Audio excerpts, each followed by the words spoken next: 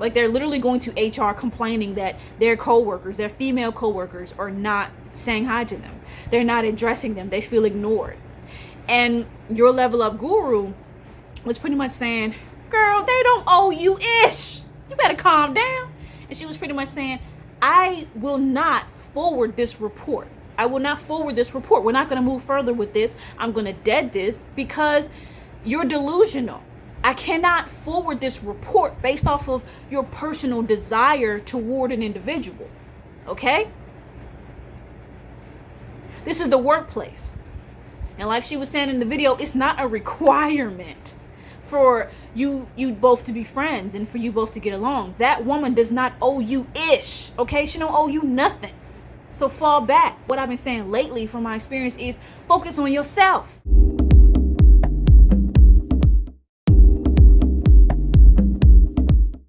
What's poppin' YouTube? It is Sydney Island here. That's Island with a Y, not an S. How you doing?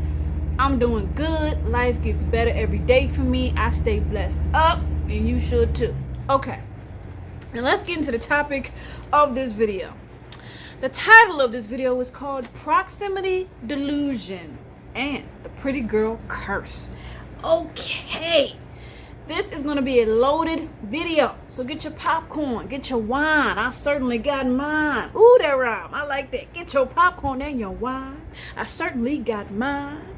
How about that spoken word poetry for you? How about that? So I drank a little bit of something already, but it's very low alcohol percentage. It's only like 10%, you know, and I ain't trying to do that strong stuff. I'm trying to be able to stay focused enough to give y'all the information that y'all need. Okay? Because I've been told that my perspective is very insightful. Some people think so. Yeah. So anyway, proximity delusion and the pretty girl curse. Y'all, why do I want to make this video? Because I have been through it when it comes to being treated like complete and utter garbage because of the way that I look. I know it's very shallow. And mind you, I never, you know, for a big chunk of my life, all the way through my teen years, I didn't really think I was like all that pretty. You know what I'm saying? Like, I didn't think I was the ugliest person on the planet, but I didn't think that I was the prettiest either. Until B-word started tripping. Okay?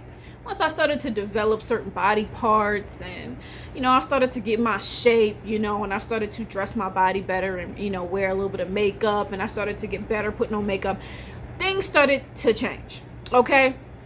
And proximity delusion, this is a term that I got from a recent YouTube video that I watched right here, that was put together by a YouTuber called Level Up. Is it called Level Up Guru? Yeah, Your Level Up Guru. That's the YouTube channel name. And I watched this video that she made about something called proximity delusion, and it really got me thinking. It really got me thinking. It was the video that I needed, you know, because it really aligns with what I'm currently going through with the job that I work at now and jobs that I've worked at in the past. I've had it even harder in the past, and I've learned from my mistakes, you know, when it came to how to handle jealousy in the workplace. I've learned from those mistakes, but I don't want to ramble too much. Okay, so let's just start off with, what is proximity delusion, you know, and how does it correlate to what has been called the pretty girl curse? So the definition of proximity, let's get into it. So proximity is a noun, and it pretty much is the nearness in space, time, or relationship. You know, it's the closeness, it's the accessibility that a person has to another person, the presence, you know, like a person bringing in their presence, right? And then the term delusion, which is a noun. Delusion is a false belief or judgment about external reality held despite incontrovertible evidence to the contrary, occurring especially in mental delusions, right? And incontrovertible pretty much means indisputable or irrefutable, right? There is no way that you can argue that this is the reality, right? But when a person is delusional, they believe that whatever they believe, despite what is clearly shown, that's the truth. Forget about reality. This is the truth because I believe it. Since I believe it, this is the truth. And a lot of the times, this is delusional behavior is in narcissists, because narcissists think that just because I believe this, it is true, despite the evidence being of the contrary. Your Level Up Guru pretty much talks about how women in the workplace, beautiful women specifically, are a lot of the times subject to proximity delusion, which is when another person in the workplace feels entitled to them.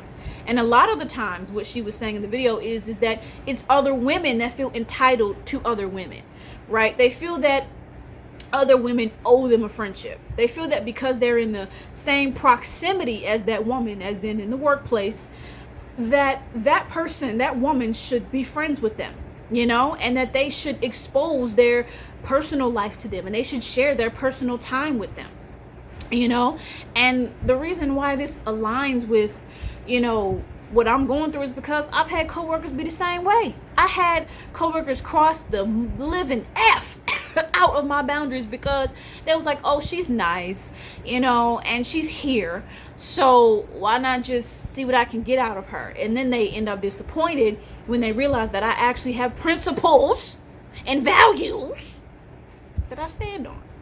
Okay, they didn't see that coming, because I'm a gentle person, but I'm also the bull. So I can be really bullheaded, right? I have standards. I have values that I adhere to when it comes to my life.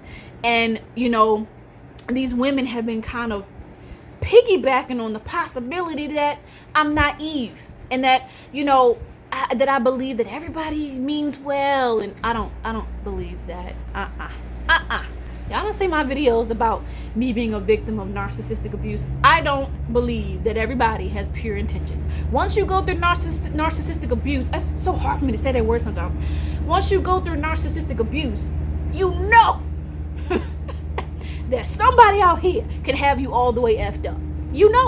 There's no question. You're no longer naive about people. You know that there are some people that are just not worth your time. And these people who have this who are guilty of proximity delusion, they hope that you don't have that awareness.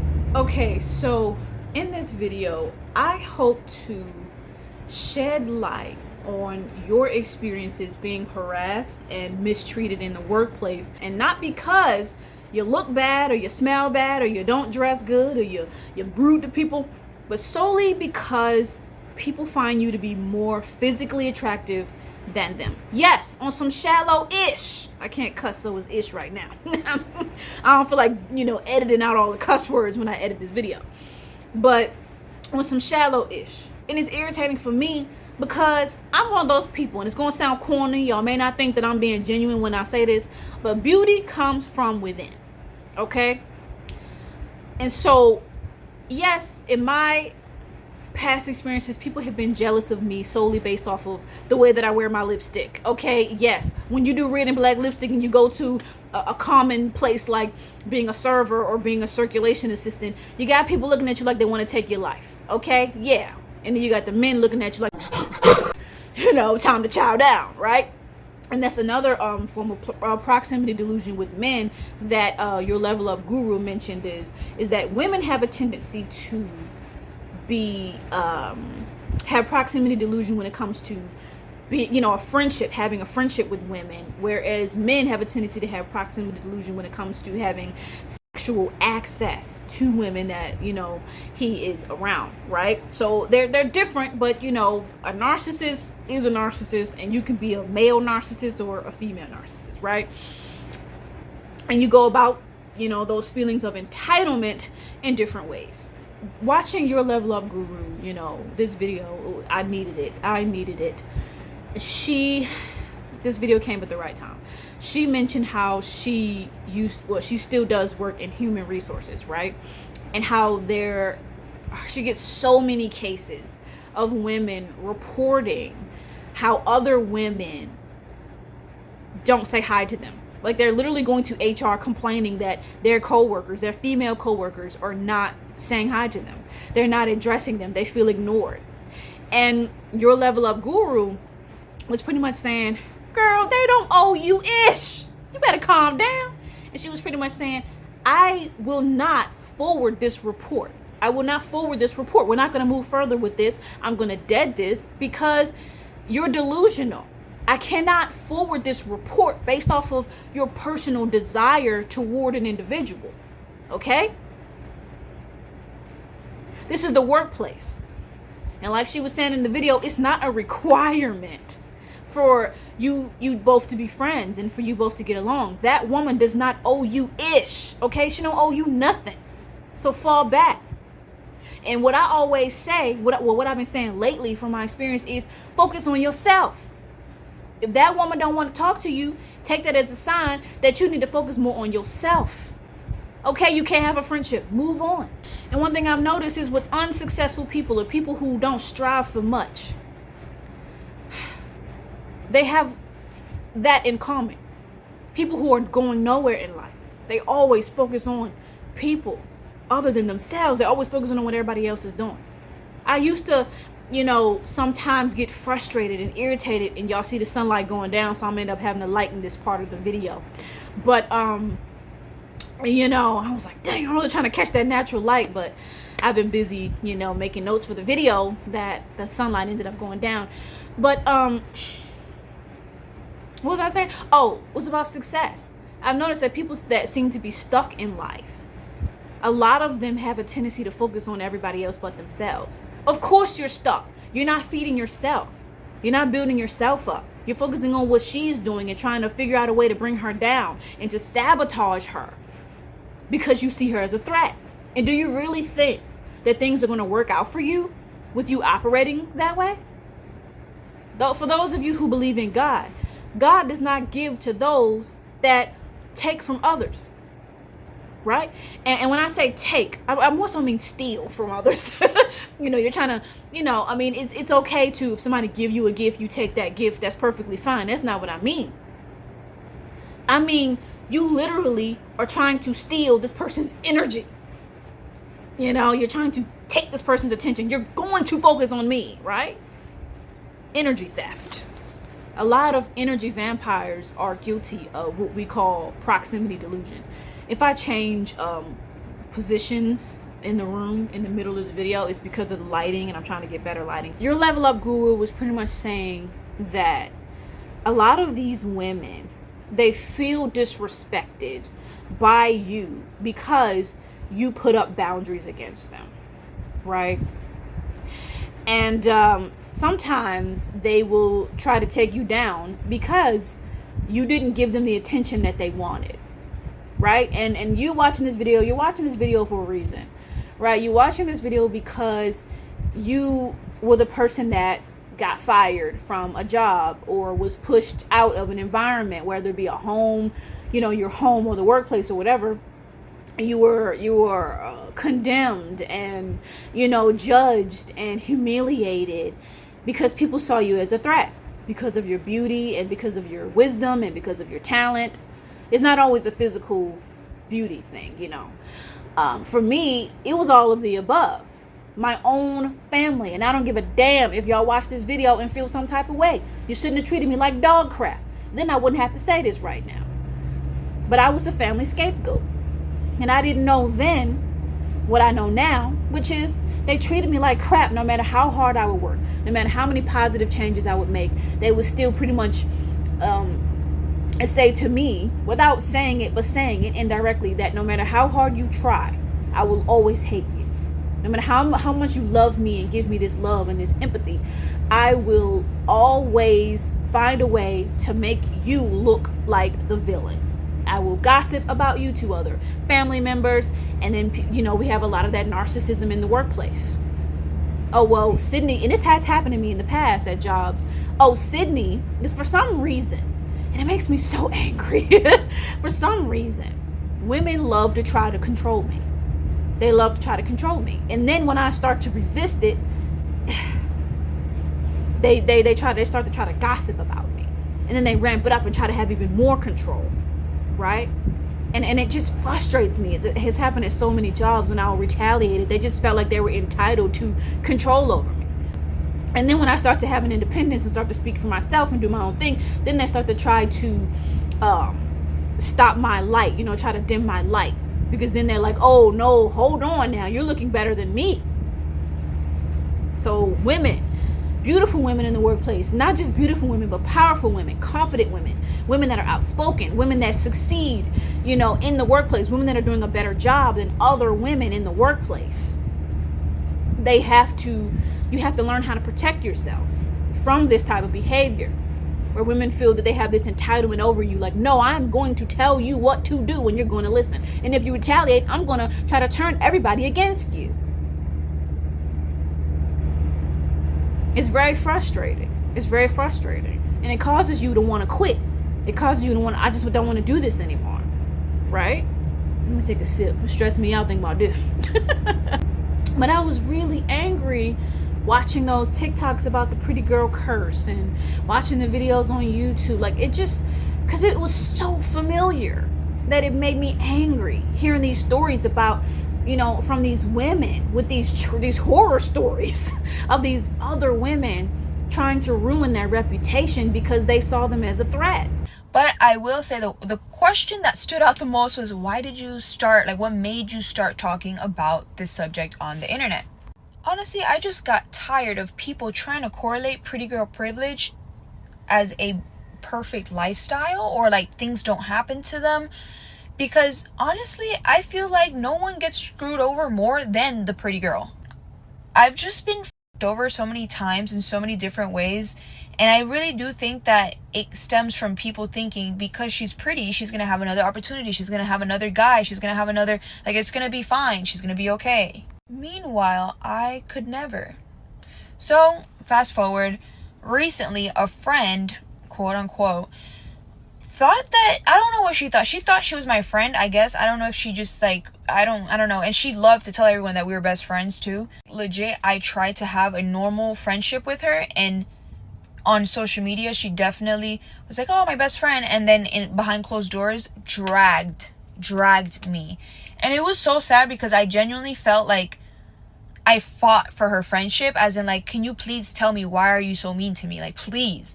Never had an answer. She knew that it was just an underlying level of envy. And then she get on social media she's this happy go-getter person, whatever. But to me, she was literally a you-know-what. And it all stemmed from how I looked.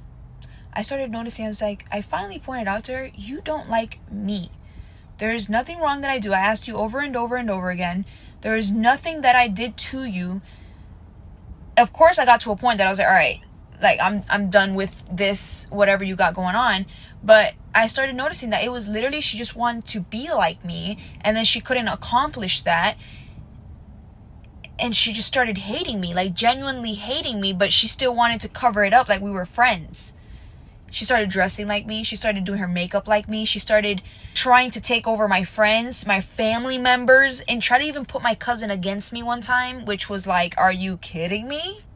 When I tell you, this girl was a complete living nightmare, and I had done nothing to trigger this. I swear on everything, if I did anything, I would be 100% transparent with you guys and say, hey, I did this, I messed up. The only thing I messed up with was her not considering the red flags from day one, which the red flags were, she was trying to take my guy at the time right in front of me, and I should have taken the red flags, and I didn't. So that's where I went wrong. And I know I say physical appearance, but it's not only physical. A lot of the times it is, because a lot of these women out here, these women can be very narcissistic and very superficial. And then you start to think, maybe I am a sexy bad mama jamma. Because here I am thinking I'm just this quiet little geek. But all of a sudden I'm getting all this hate. People gossiping about me. People trying to control me. People looking at me with this look. And ladies, you know that look of envy when a woman look at you a certain way and they jealous of you. You know what that look is. And I've had a woman, she couldn't even look at me because I was looking too pretty. Because all the other days she was looking at me, making regular eye contact. But the one day I decided to show up with my lipstick like this, dressed in red, you know what red do for a woman in her beauty. Then she couldn't look at me, like it was bothering her for me to stand there and talk to her. Like she was like, you know, and not necessarily aggressive, but it was making her stomach turn to have to stand next to me looking better today than I did yesterday. It's not my fault that you, and I don't want to say it, let me not say it. It's not my fault that you have bad self-care and that you don't know how to take care of your physical body and dress yourself better. That's not my fault. That is not my problem. And the same woman at that job who couldn't even look me in the eyes and kind of was acting like she had an attitude that I was standing next to her looking better today than I was yesterday. That same woman was the one that once I retaliated against her after months of her trying to control me and trying to tell me what to do. You know, once I had retaliated and I got tired of her coming to work being bossy and condescending, then she started gossiping about me to other people and saying, Sydney is slow. And it was because I retaliated against her, and I told her, I said, you talk to me like I'm stupid, and, you know, I'm starting to feel some type of way about it. And I told her, I said, my brain works. And she looked at me like that made her uncomfortable. So then she runs off to another coworker and, you know, says, is there something wrong with Sydney mentally? Is there something wrong with her? Because she doesn't seem to be able to follow the rules, right? And how I know this is the person that she went to was actually somebody that I considered a friend at the time. And we literally told each other everything, right? And so, you know, yes, I know that you shouldn't listen to the he said, she said. I know that I shouldn't have even let this friend tell me what this woman said. But it caught her off guard, and she was like, okay, well, this lady came to me saying this, and she was like, she never said this to me before. Why is she saying this today? You know? And so, you know, I was like, oh, okay, so that's what she chooses to do when I decide to speak up and use my own voice. She tries to turn other people against me, right? That's clear signs of a coward, you know? Since I'm no longer beneath you, you feel like you need to have a team to fight against me, which I'm used to. I'm very used to. With my own family, they were like that, right? And I laugh at it because I don't need a whole team to dislike somebody. I don't need a whole team to come up to a person. And that's the thing. I don't need a whole team to come up to a person and say one-on-one, hey, this is how I feel about you. When I spoke to the woman, I spoke to her one-on-one. I didn't have a backup team. But she's weak, right? And a lot of people feel weak and defenseless against me because I'm a hot-headed Taurus, Aries, Mars, okay? When I'm angry, I'm angry. When I'm ready to have that talk, I'm ready to have that talk. And you're going to feel my wrath. And I'm one of those people where I'm very polite and respectful until I feel I just can't be that anymore, right? Because I like to give everybody the benefit of the doubt. And that's one of the traits about a Taurus. Anybody who knows, we give people the benefit of the doubt sometimes too much, okay? But anyways, let me move on to the next thing. So coincidentally, around the time that the proximity delusion video popped up, it was literally a few days after I got back to reading this book. I had been reading this book for a while. It's a book by Bishop T.D. Jakes. He's a bishop, he's a preacher. Most of y'all know who T.D. Jakes is. He's wildly popular. And this is a book that he wrote called Let It Go. It's called Let It Go, and on the title it says forgive so you can be forgiven, right? It's New York Times. T.D. Jakes is a New York Times best-selling author. And I have been reading this book. I am, where's my bookmark at? I am 44 pages into this book. Mind you, I went through a whole move, and it caused me to put this book down because it was stuffed in a box for a while. And I just decided, you know, let me just pick this book up and read it after probably a whole month of me not reading this book. And coincidentally, I came across this passage that really resonated with what I had been going through exactly. Like, he was saying the exact same stuff that the lady in the proximity delusion video was saying, and it's on page 39. Is on the section what to expect when you're expecting. Okay, so and I got quite a bit of notes, so if I'm looking down, I'm just looking at my notes. Okay, it's a lot to follow with this topic because I wanted to cover everything. And so this book is pretty much teaching how to heal from trauma and how to not let trauma negatively affect your future. You know, how to not let trauma ruin your life, ruin your reputation, how to not let trauma ruin your ability to have healthy relationships and, you know, a prosperous career, right? It's pretty much, mind you, I'm only 44 pages in. I haven't read the whole book, but this is pretty much what it's about based off of the 44 pages that I've read. Pretty much it's about how to let go of grudges, how to not let the grudge towards your abusers take over your life and ruin your life, which is the exact book that I need, because if y'all watch my other videos, I was a victim of narcissistic abuse. And that's why I'm on this journey to making these types of videos to bring awareness to people who may be in a narcissistic abuse dynamic and don't even know it, because I was in it for years and didn't know it until a family member was threatening physical violence against me, and this wasn't the first time, and I realized that it just flat out was wrong. In the past, I thought, well, I must have done something because I was a family scapegoat, and I always just pointed the finger back at myself like, it must be something wrong with me, right? So this book is the perfect book to read, right? And there's a part that he talks about when it comes to workplace relationships, having the desire to have close and intimate personal relationships with people in the workplace, and then finding yourself sadly disappointed when no one wants to, you know, when you don't have any coworkers that want to reciprocate that, because it's the workplace and they don't have to give you nothing. Okay. And then it was perfect because of the coworkers at, you know, my current job, that I could really feel was just trying to get a taste of Sydney. I know I taste so sweet. Somebody mentioned in the comment section of another video that I talked about with this particular coworker who likes to ask invasive questions like, you know, how's those other jobs going? I heard you got another job. Mind you, I didn't initially tell her that I had another job. I told the manager, and then the manager told her, and I never really, and you know, and I'm not mad because I told it to him out in the open, so he probably got the idea that I was open about it. And so I'm not mad at him necessarily, but he told her, and then she came up to me and was like, oh, you know, the manager told me that, you know, you have this other job. And I stupidly gave her some information about the other job, and I can see this look on her face of just too much excitement. Like her eyes started to stretch like, oh my God, I didn't know that people could have that type of job, you know? Because I mentioned how I'm stage manager of a children's play, right? And I do theater. That's my thing. That's what I'm pursuing, you know, as a career, you know. But anyway, so it resonated because this woman always asks me questions about my personal life as if just because we work together that I owed her that. And she would keep asking me even when I would show obvious disinterest. Like I would give her the most two-dimensional, boring, dull answers and then run.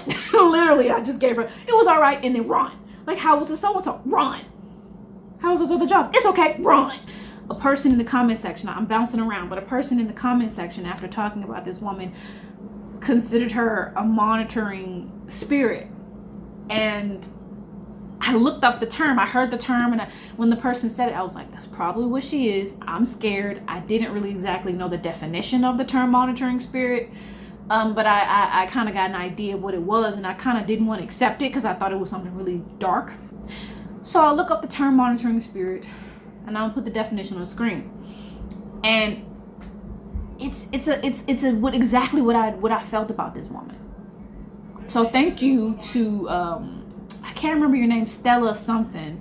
Thank you to you for leaving that comment, because you did help me to understand exactly what she is. I felt that she was a demon. I really was like, there's something demonic about this woman. Like the way that I feel like she's trying to get tabs on me and trying to ask these questions so that she can use it against me. And I'm nothing but polite to her. I have done nothing to this woman.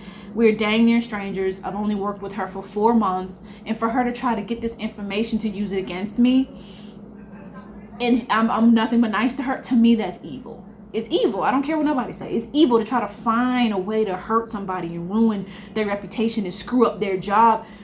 I need this job, and I'm not going to jeopardize it because you're insecure and you need to look good to somebody, so you're going to try to take somebody else's supposed bad behavior or downfalls or whatever to try to make yourself look good.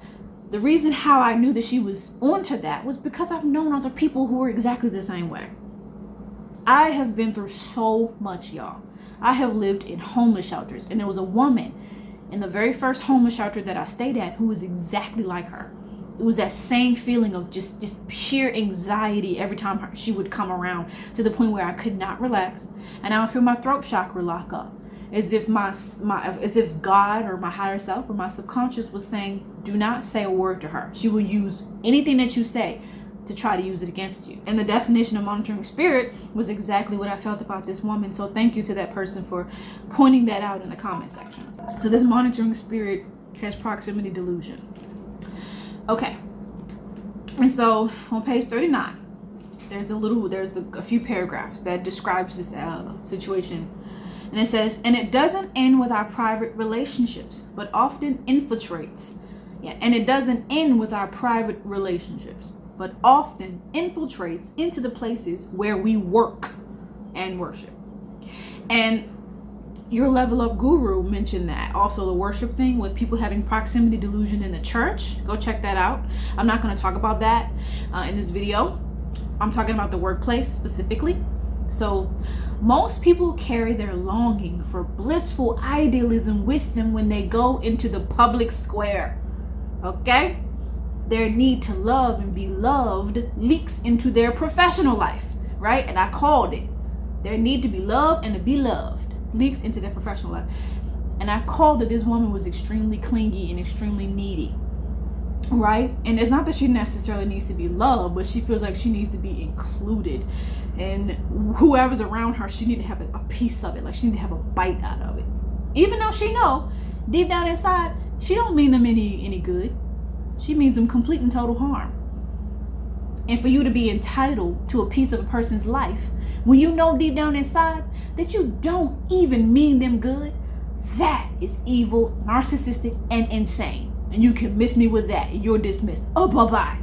So now, I ignore her. I don't say a word to her. When we cross paths, I didn't say nothing to her this morning. Because I'm like, she don't deserve that. I am polite to this woman. I am patient with this woman. Even though she comes off all sneaky and all that.